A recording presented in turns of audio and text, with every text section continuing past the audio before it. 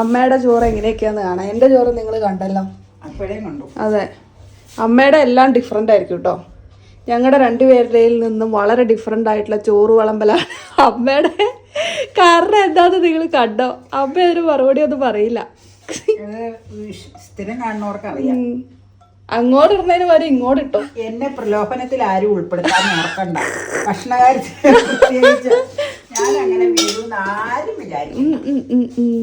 അല്ലെങ്കിൽ തന്നെ ഇൻടേക്ക് എനിക്ക് കുറവാണ്.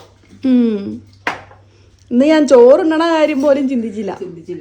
അയ്യോ ഇന്ന് വർക്കില്ലേ. ഇന്ന് വീഡിയോ പോലും ഇട്ടിട്ടില്ല. മണി 2:15. ഇന്നലത്തെ വർക്ക് കഴിഞ്ഞപ്പോ തന്നെ ഒരു പരിവായി.